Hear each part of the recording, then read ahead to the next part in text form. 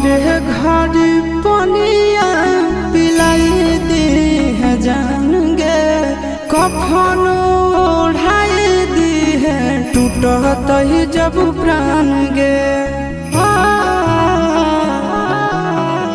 मरे घर पनिया पिलाई दी है जान गे, कफन ओढ़ाई दी है टूटत ही जब प्राण गे।